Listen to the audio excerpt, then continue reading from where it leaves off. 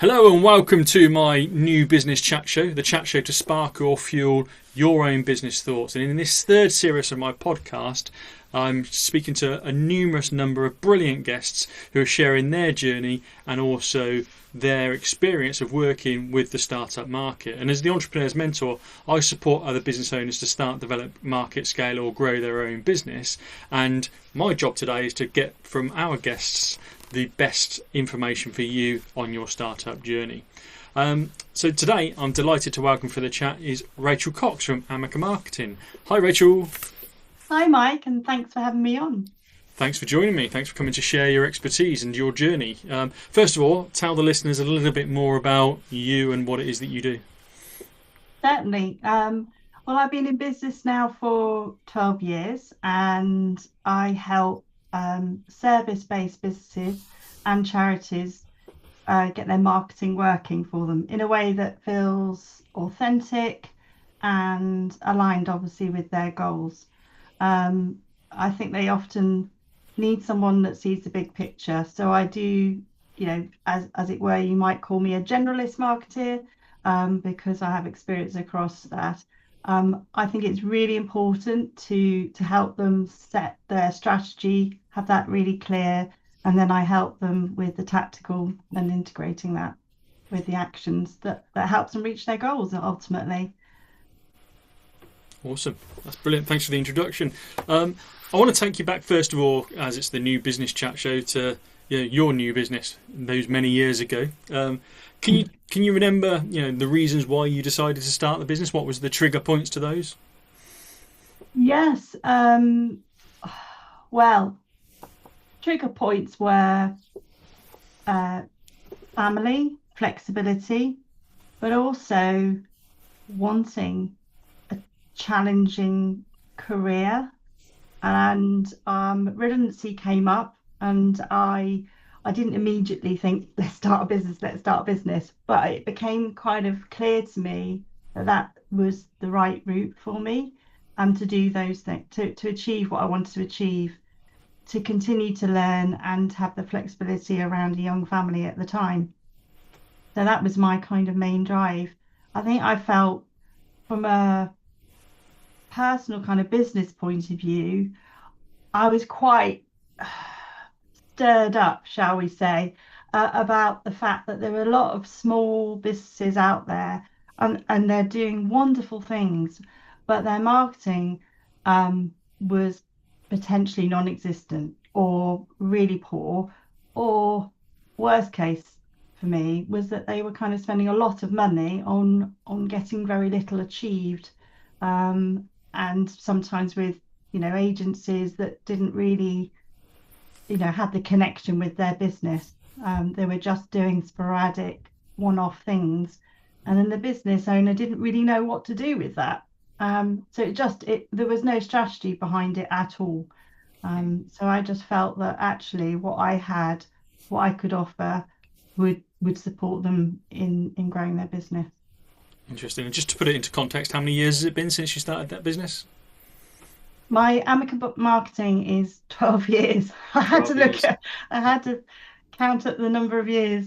Yeah, yeah. Cool. That's brilliant. So, what's the reason why you're still in business then, 12 years down the road? Because I just did some research for my new book, the Financial Times Guide to Starting a Business, and nine out of 10 businesses have failed by the time we're talking 10 out of 12. So you've done something right, you've done something well, but you're still in business for a reason. Why is that?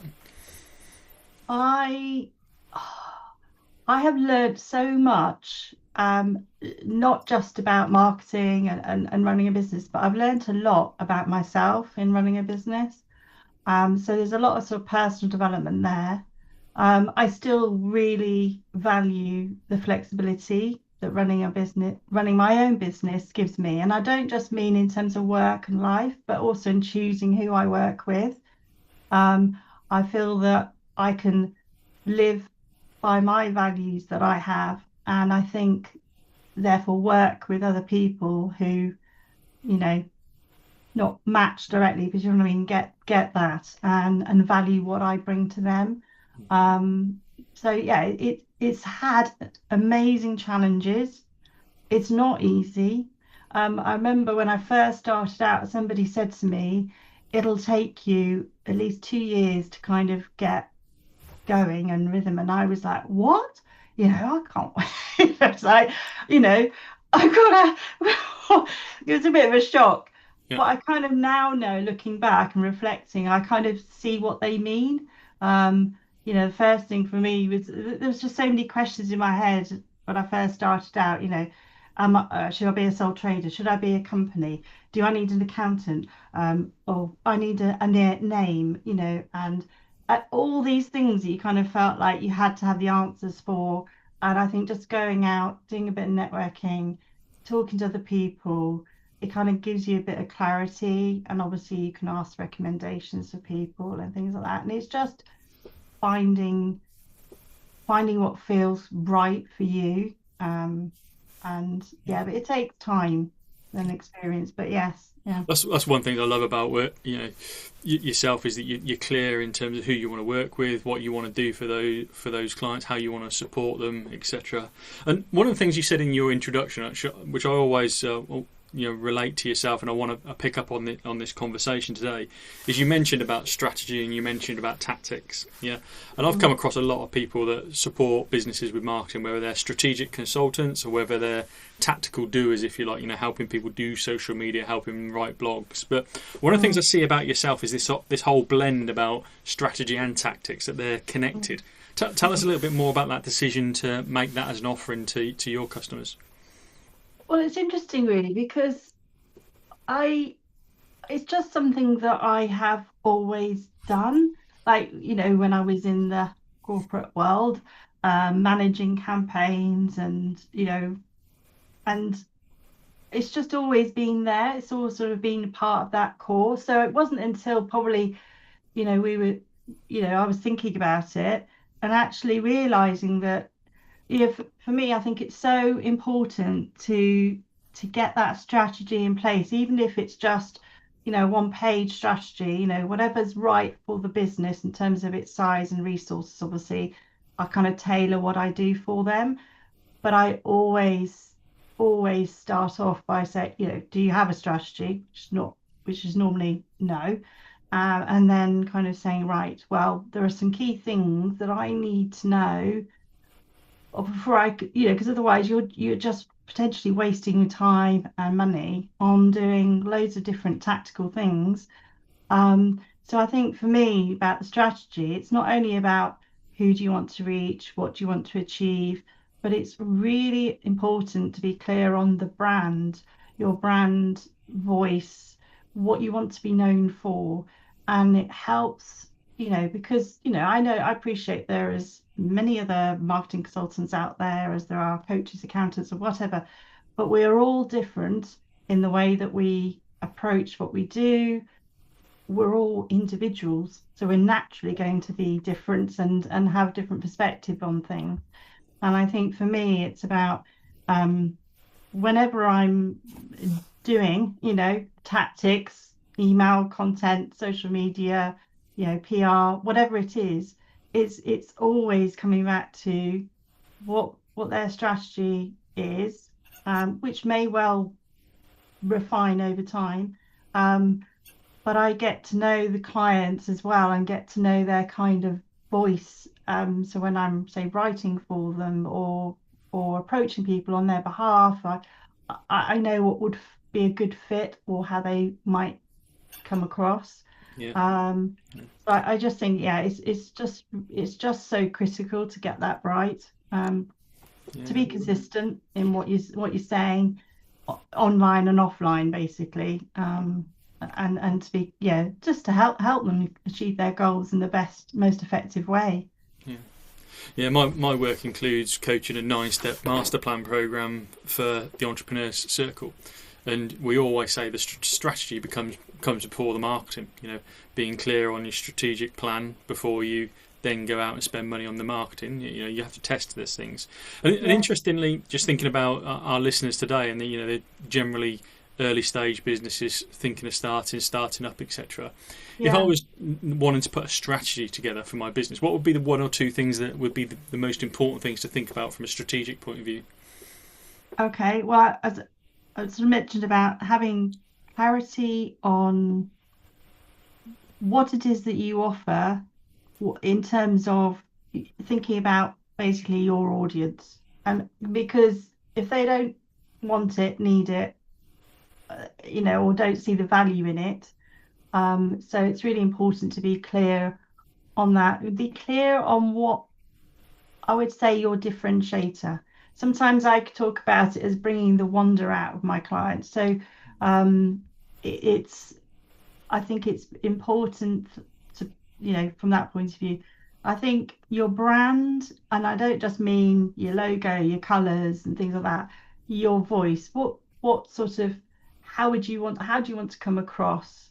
What values do you hold dear? That's really critical. And then you're thinking about your brand voice in terms of also, you like maybe what you wouldn't say as much as what you would say, Hmm. you know, what and I think that and sort of delving into, obviously the marketing strategy is going to be potentially looking at SWOT analysis and competitors and what might be the right route to market for them. um what to focus on first, because don't get sort of rabbit in headlights thinking I have to do everything. I've got to be on that platform and that platform, that platform. I've got, be clear on what who it is that you want to approach. And maybe in the beginning you've got to really be very focused on a particular core audience, and get people on side, because I think there's so much value also in your kind of network. I often work with businesses on their like referral strategy, for example, and I think it's about drawing the right people close to you, because it's ultimately it's all about building trust and showing that you do have that expertise. You can trust me to do that, or because I often work with service businesses, and it is often about that. And there's different ways of doing that, but obviously one of the things to look at is their referral strategy. So sorry, that's a really long answer to your question, but No, I love it. Yeah, I love it, and it's it's good advice, because I think too many businesses, particularly in the early stage, don't really know who their customer are, and then they try marketing to everybody, mass market, and they don't end up talking to anybody because they're trying to be too generic in their marketing. yeah, and also some sort of too generic in how they come across. I just feel like they've got to be quite, it's got to come across authentically and genuinely, and everything's got to line up. So you don't want to go to their website and you think, oh, that sounds quite corporate. And then you see them in person and they're really approachable, and, it's all got to align, hasn't it? Yeah, 100%. And you talked earlier about finding your rhythm, and the person telling you that it'll take a couple of years for you to find your rhythm, to get your business going, to sort of market your own service business, if you like. Obviously, you mentioned networking earlier. What other sort of marketing have you done, or did you do to get eyes on your business? Yeah, interesting. So when I first started out, I'd obviously worked in quite big and big organizations, had their own little teams and marketing, and I kind of thought, right, okay, so that's what I need to do, all of those things. And it became very clear, apparent, because you have to wear so many hats as a business owner, that that was neither realistic nor was it the right focus for me. So again, it was for me, it was all about being the relationship marketing, which is where that kind of networking came in. I think also over the years, I realized the importance of the one-to-ones and maintaining those sort of relationships. Um, I've met people through business that also have become friends that I can feel that I can confide in or ask advice about, and I kind of trust. Um, I think for me, LinkedIn is an amazing resource, but also a great way of supporting other people and showing up. Um, and I think that kind of what goes around comes around. Yep. Yep. So I think it's sort of you use it how you wish to use it, and you'll get the best out of it. And I mean there, there is. other things as I have done, I've done some sort of local PR. I've I have focused a lot on my referral strategy. For me, it's really about kind of one-to-one relationships. So it's not been more of a broadcast kind of situation. But I'm still developing. I'm still still learning. So You mentioned earlier that there's been some challenges on the way. Would you mind sharing the biggest challenge that you've had and how you overcame it? uh, So, a question I always well, ask. it's yeah, no, I mean, it is a really good question. Um, and there has been challenges. I think keeping a closer eye on finances. Also, I mean, I now use Zero and I have for years. I wish I'd sort of started using it sooner than I had. It's a massive it's just using these tools that helps you be more efficient, that allows you therefore to spend more time doing your client work or working on your business. Which also leads me to the other challenge. It's like prioritizing client work over Amica marketing sometimes. So I think that's a constant sort of challenge. But yeah, just um, constant juggling time.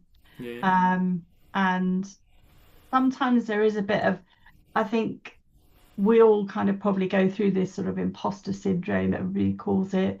And I think it's remembering. I mean, what I love is that, seeing clients, sometimes it's, yeah, win new business, get that inquiry. But also it can be kind of having those such fruitful conversations they have, and they, and then everything's working well, and they say thank you, I couldn't have done that without you, and that was great success, and that's what like keeps me going. So I that it the reason I mention that is because I think when you are going through some of these challenges, I think it's important to remember that you are good at what you do. Mm. Build yourself up, make a note of these positive things that happen, because it is hard, and it will, maybe something might happen. You maybe have not a great conversation with someone, and it might knock you, and you might question yourself, and your confidence might go.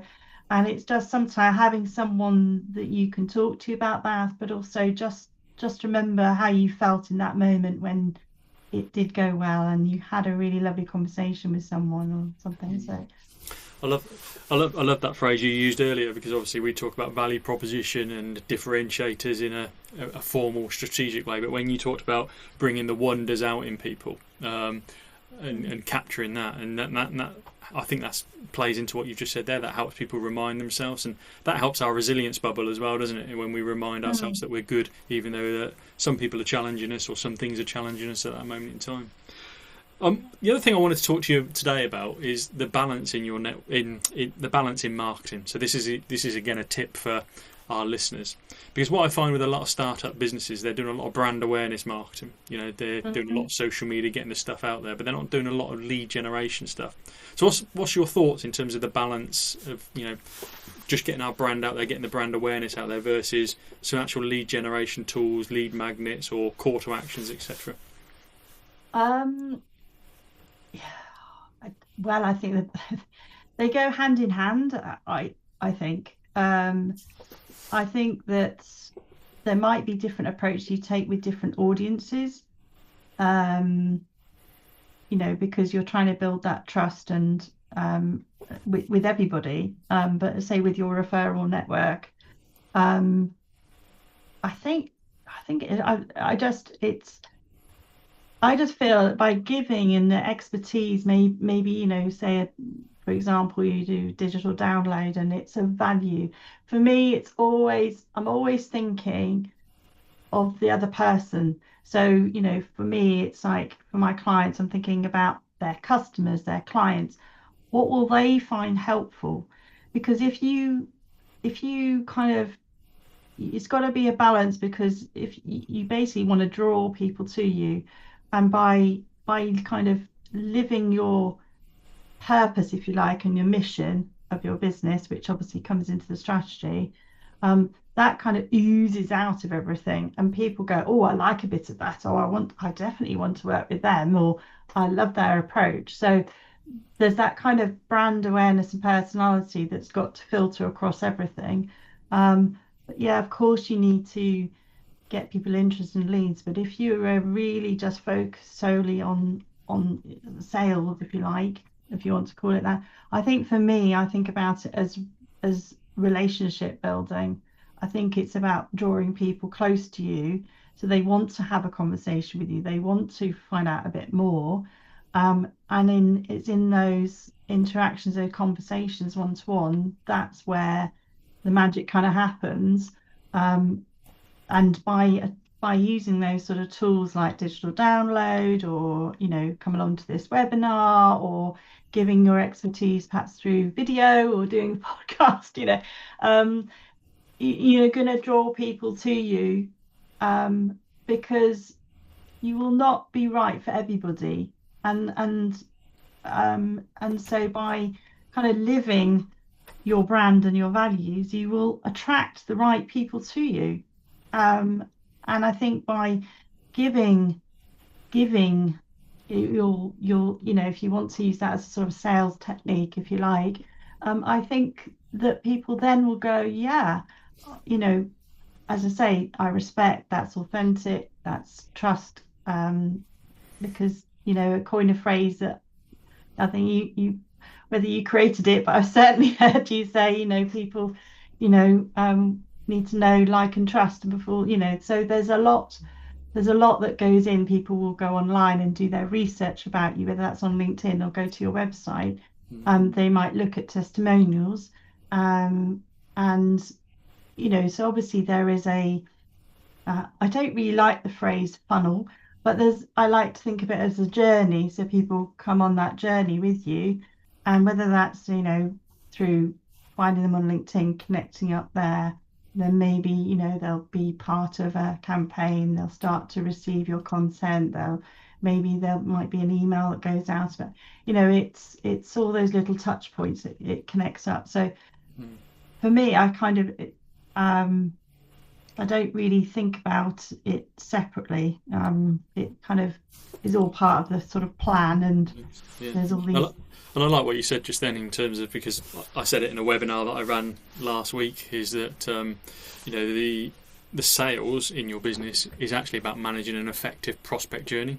So in effect, that prospect journey is encouraging people to buy from you, buy from your go-to expertise, buy from your personality, your brand, your values, etc. And as you say, too many people are trying to sell to more people than they actually need. Many businesses need a lot less a number than they're trying to market to, but they're not quite clear on who they want to market to. Isn't No, it? Sorry. sorry. No, I was going to say they kind of need to make sure they're speaking the right language, and and making sure they come at it from the right level, and just get that engagement. I suppose for me, everything's got a purpose, and ultimately the purpose for me is to help my clients, you know, achieve what they want to achieve with their business. But it's in a very thoughtful, authentic way. Brilliant. Is there something you would say to your younger self? So you were starting your business 12 years ago, and you were speaking to that person. What would you say to themselves based on the experience, the journey you've had? I would say make sure that you value your experience and value your time. Um, I work differently now with I just think it's easy to get pulled in sometimes the wrong direction, because you're perhaps, I wouldn't say with the wrong people, but it's, you can be pulled in the wrong direction because you can try and fit what you do with them rather than be clear, hold true, I suppose. Um, And as I said before, I think maximizing any tools that are out there to help you, for me, sort of doing the admin, the financing, things like that is not where I get my joy from. So anything that can help me be more effective and efficient and take that away. Um, I think using my diary more, really effectively, in terms of planning. my time and also planning my clients' time. And, so that would be a tip I would give myself. And also just do it. Just do it. Just Get it try, done. you know?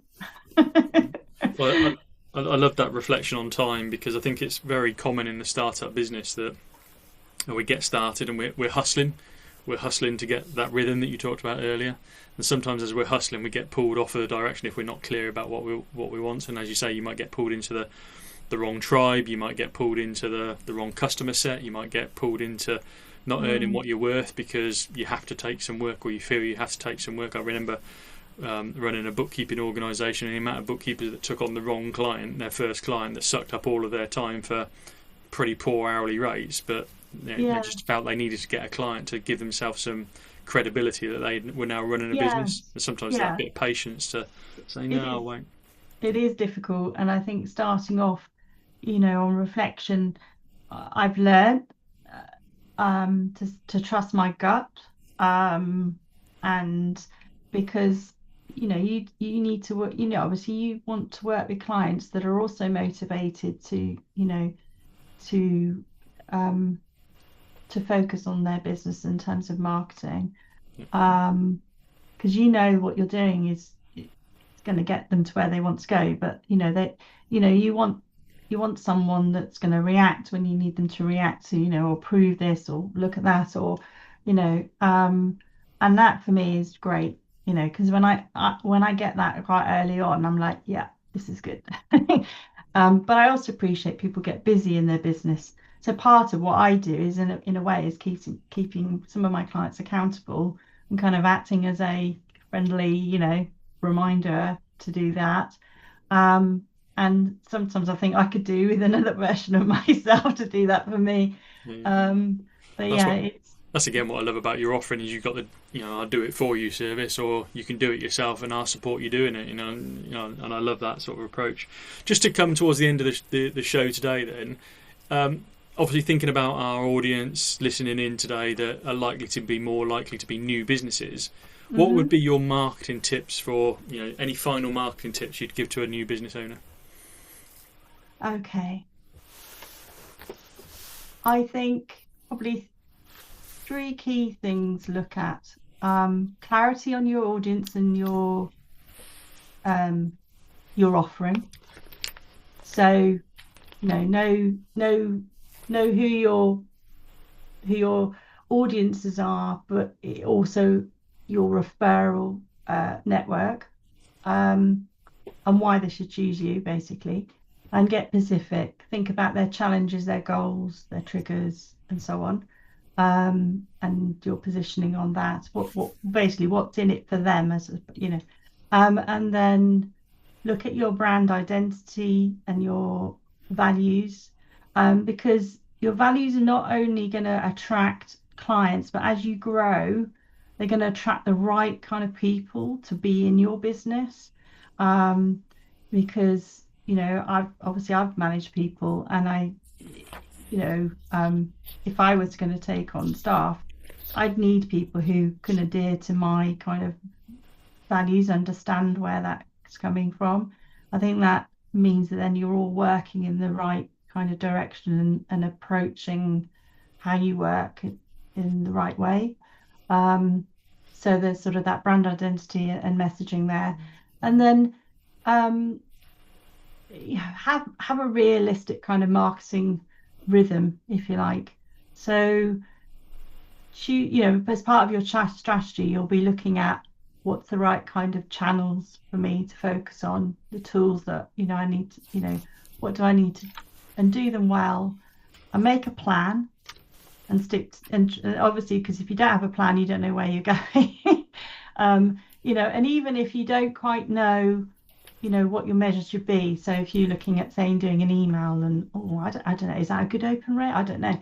You know, put something out there, start to sort of measure and benchmark, and then you'll get a feel for that. And use all your tools to do that, your analytics and so on, your website and so on.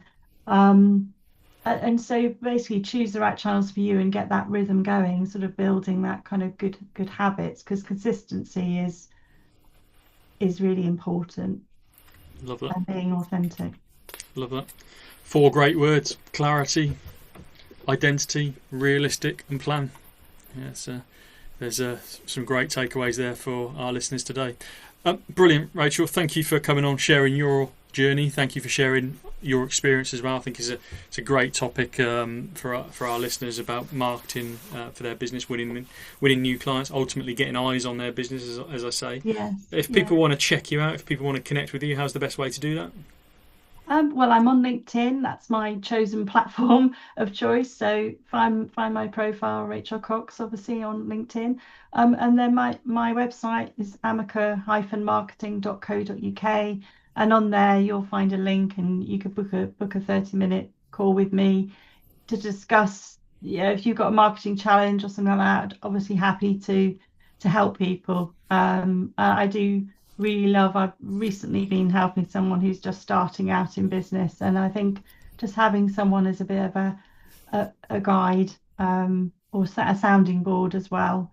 So I'm always happy to do that. Awesome. Thank you very much. Again, thank you very much for joining me today. Well, thank you, Mike. Been a pleasure. Thank you. Thank you. So thanks for tuning in for my latest episode of the New Business Chat Show.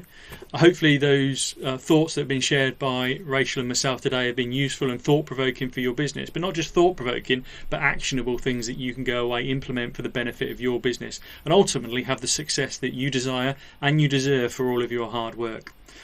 Please do subscribe to my channel, and you'll be one of the first to know who's next.